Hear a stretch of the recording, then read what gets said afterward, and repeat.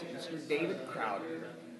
Man, it was just because I'm always at Disney. I just live at Disney. I just love Disney so much. I'm just always here. And I was like, man, I need to pop in and say hello to these fine folks.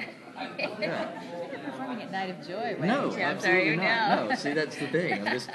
I'm here. You know, I That's love awesome. I love the Magic Kingdom. So have you gotten to do any of the rides? No. No, really? No. At any of the parks? Well, it's really expensive. But, you know, the pool hopping, yeah, they've got great, fantastic pools at Disney. And so, yeah. And in fact, this is true. This is the truth. Oh, I shouldn't say this because this is, you know, Disney's they're going to find the loophole now. I can't do it anymore. But we would stay somewhere very cheap, you know, because we're poor, and then we would drive over here, and there's a parking lot that doesn't have a gate, and I'm not going to say where it is or which one it is, but we parked the car there, and it's right on the boardwalk, and so you could walk and go to all the cool pools. So we would spend like the whole week going pool to pool to pool, and you feel like you're at Disney, because I mean, you know, they're still saying have a magical day, you know, and you're like, oh, this is the happiest place on earth, and you can kind of see, you know, the castle in the distance, so you kind of feel like you're there. And You're so, part yeah. of it all. Yeah, it's amazing. I see. Dude, I gotta say, I love the fact that you're committed to the style. You've never seen David. He's got like a mountain man beard. It's like, we I'll can take knit that a as, sweater. yeah, you're right, you could. This is a large nest of a thing. You get teased for your hair a lot. What's the deal with that? Why don't people be nice? Oh, or why am I doing this? Like, yeah. Well, Why I don't had thought humans, of the why don't second humans part. treat each other, you know, kindly, with kindness and care? Yeah, and, that's what I was thinking. Yeah, me too. That's how I live my life. I'm like, really? Seriously? I know. No, I bring it on myself. I mean, you know, walking around like this, you're sort of asking for it. So, you know, I take it as it comes. You know, actually, she's been the keeper of the hair the whole time. Yeah, no, that's the truth. Yeah. In fact, in the year 2000, it was the dawn of the millennium.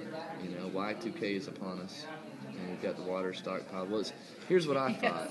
I thought, you know, I'm not going to be around for many of these. You know, this should be significant. You know, a changing of the, and so at midnight, I'll go into our little bathroom, the little duplex we're living in, and I've decided I'm going to have a spiritual cleansing moment. We're going to start afresh. A new David Crowder will emerge. And so at the time, I had shoulder-length hair and you know, a bearded thing, and so I shaved everything. All the hair's gone, you know, to the bick, you know, got the, yeah, I didn't have a bick, but I used my wife's, and so all the way down, chin gone, and I come out. Here's the thing, anytime you make massive adjustments to your physical appearance, you need to run this by your significant other, and I had forgot that part of it, and so I came out, and it was the look of horror. I mean, it was, and she goes, you put that back now. And started feeding me all manner of I bet it was like prenatal vitamins or something. Just all of a sudden she's like, maybe take all these pills and use this stuff. And it's like, so when it came back, it was just sort of doing this dandelion kind of thing. And I was like, I kind of like this, you know. I'm almost fro-like, and you know, it's just like wishful thinking on my part. And so I stuck with it. But she would cut it. She would keep the hair. So I was like, listen, if you're going to get this, you know, torn up about something, then you just let me know what I need to be doing, and you take care of it. And so, yeah. Sweet. Sounds like a good marriage. Marriage made in heaven. Right. I don't know. The prenatal vitamins. She's taking care of you. That's I guess awesome. so. So what are you up to these days?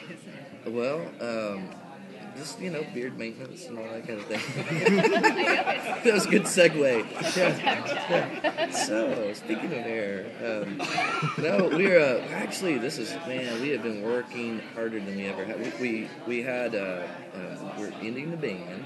The David Crowder Band is coming to a close at the end of 2012 on January 2nd will be our last day to play together. So it's a little melancholy starting to sing a little bit, you know. But we're not going to go Brett Favre or anything. This is like we're done. We're out.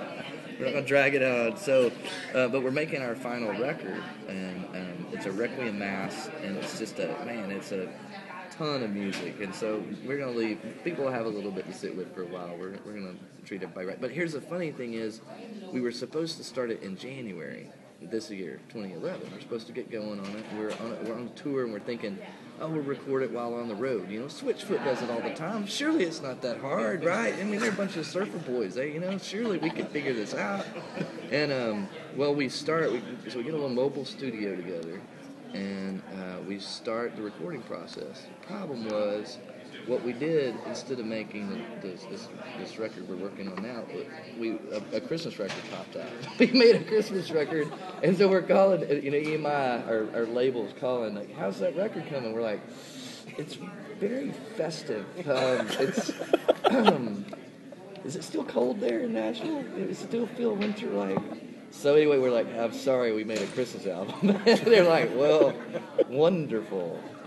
So yeah, we got a Christmas album that comes out in October. It took us 11 years to make it, but it just finally happened. So yeah, so that's fun too.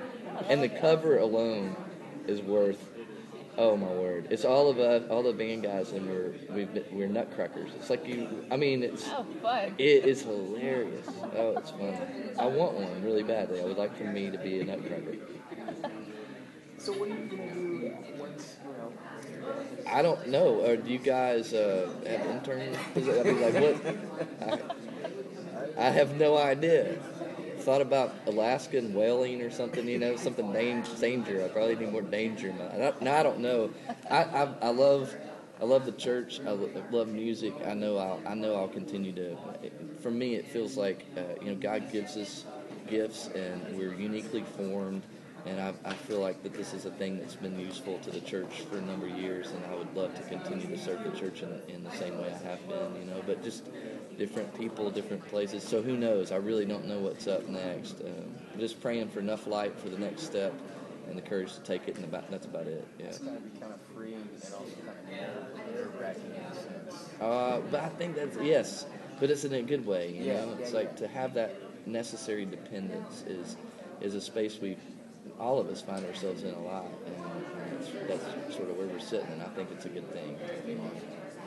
Well, if we can, we're going to switch gears just for a bit, and we got 6 or 7. Yeah.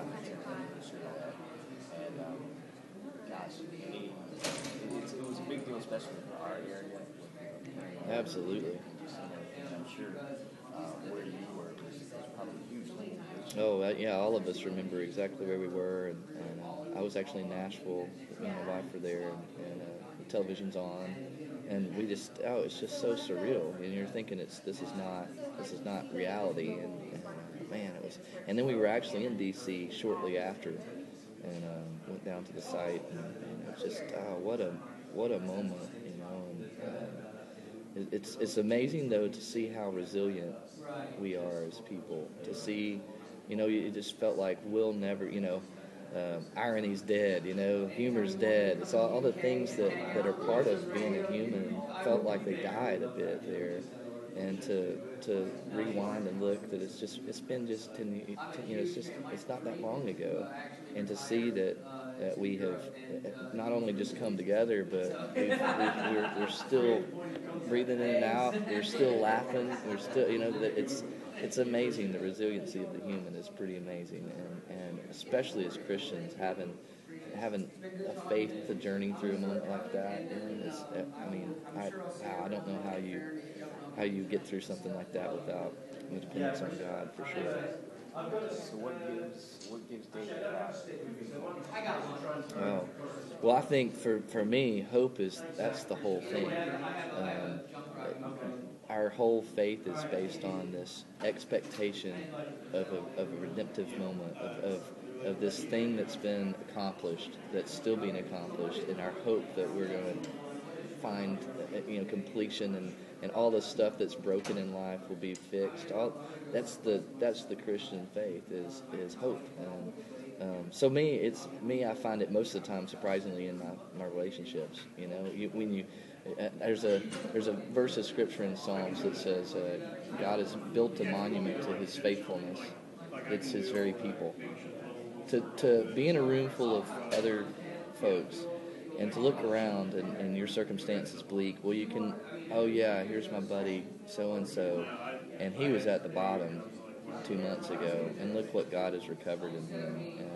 And that's a beautiful thought, the monument God's built to His faithfulness is what He's done in His people, and that's what usually surprises me. Is it's my relationships are what wind up being flesh and blood Christ to me in a really significant way.